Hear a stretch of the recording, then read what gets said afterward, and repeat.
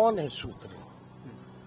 ये वही सूत्र हैं जो इस्लामाबाद, कराची, लाहौर जो कब्जा करवा रहे थे।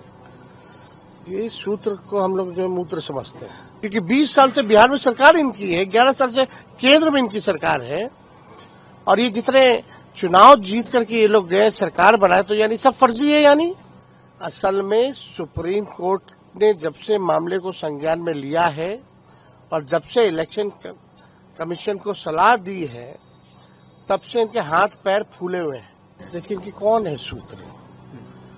ये वही सूत्र हैं जो इस्लामाबाद, कराची, लाहौर जो कब्जा करवा रहे थे। ये सूत्र को हम लोग जो मूत्र समझते हैं, और इस तरह की अगर कोई बात है भी तो आखिरी बार यूपी की सरकार में 2003 में SIR हुआ था। उसके बाद से अब तक जो है इतने साल हो गए, और इन सालों में कई चुनाव हम लोगों ने देखा। नरेंद्र मोदी जी का 14 का भी चुनाव देखा, 19 का भी देखा और 24 का भी देखा। यानी इनका कहने का मतलब ये है कि उस समय हम लोग 3-3, 4-4 लाख वोट से चुनाव हारे, तो क्या विदेशियों ने नरेंद्र मोदी जी को वोट दिया? 39 सीटें आई 40 में से, इस बार 30 सीटें आई NDA को, तो विदेशी यानी उनको वोट दे रहे लोकसभा के चुनाव में। बात ये खड़ा होता है कि 2005 के बाद से बिहार में किसकी सरकार है? NDA की सरकार है, बीजेपी की, नीतीश कुमार जी की सरकार है। 11 साल से केंद्र मंत्री कौन है?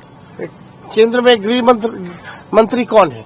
11 साल से देश का प्रधानमंत्री कौन है? मोदी जी हैं, अमित शाह जी हैं। तो ये गलती किसकी है फिर? यानी गलती तो इन्हीं NDA वालों की है। अगर किसी को अगर मिला भी है नागरिकता या वोटर लिस्ट में अगर नाम भी अगर जुड़ा है, तो ये इनकी सरकार रिस्पॉन्सिबल है, नीतीश कुमार और मोदी जी रिस्पॉन्सिबल है, क्योंकि 20 साल से बिहार में सरकार इनकी है, 11 साल से केंद्र में इनकी सरकार है, और ये जितने चुनाव जीत करके ये लोग गए, सरकार बनाए, तो यानी सब फर्जी है। यानी ये कहना क्या चाह रहे हैं? नेपाल की जहां तक बात है, आप जानते हैं बिहार का रोटी और बेटी का संबंध रहा है। बिहार पुलिस में, बिहार मिलिट्री पुलिस में गोरखा लोग हैं, नेपाली लोग हैं, आर्मी में नेपाली लोग हैं, भारतीय सेना में नेपाली लोग हैं।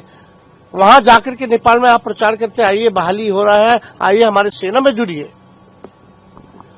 ये देखिए, असल में सुप्रीम कोर्ट ने जब से मामले को संज्ञान में लिया है और जब से इलेक्शन कमीशन को सलाह दी है, तब से इनके हाथ पैर फूले हुए हैं।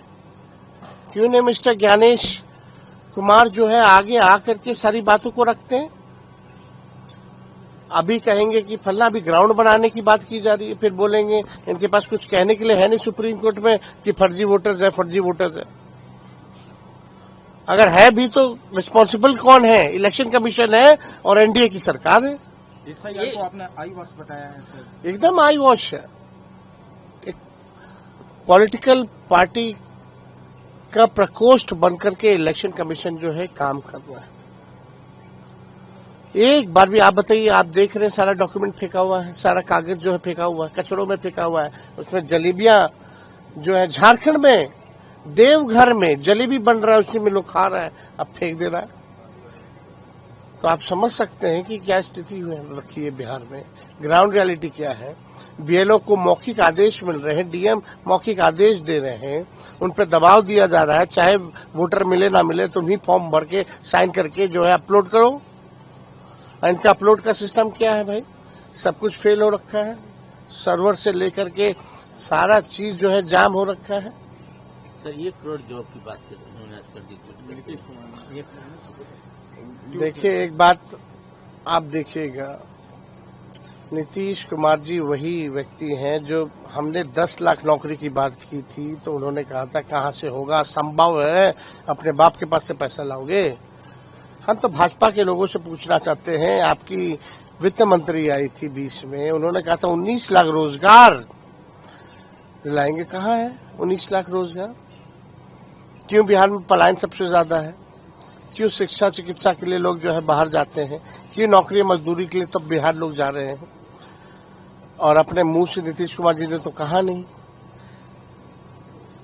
तो एक बात स्पष्ट है, इनका नकलची सरकार, तेजस्वी आगे है, इनकी सरकार पीछे है। पेंशन की बात हमने की, नौकरी की बात हमने की, रोजगार की बात हमने की, हमने फ्री में बिजली देने की बात की 200 यूनिट। अब सुनने में आ रहा है कि ये भी करेंगे। और यही नीतीश कुमार जी बोलते थे फ्री में बिजली नहीं देना चाहिए, सदन में बोले हैं, वीडियो है हमारे पास। अब देखिएगा माई बहन मान योजना का भी कॉपी करेंगे। तो नकलची सरकार है, इन लोगों के पास कोई रोड मैप विजन तो है नहीं। सरकार सब चीज पे बोली, लॉ एंड ऑर्डर पे क्यों नहीं बोली? आज भी तो हमेशा लगता है, टीचर की हत्या हुई, बीजेपी के नेता की हत्या हुई, व्यावसायिकों की हत्या हुई, एक छात्र को गोली मारा गया, कल भी हुआ, परसों भी हुआ।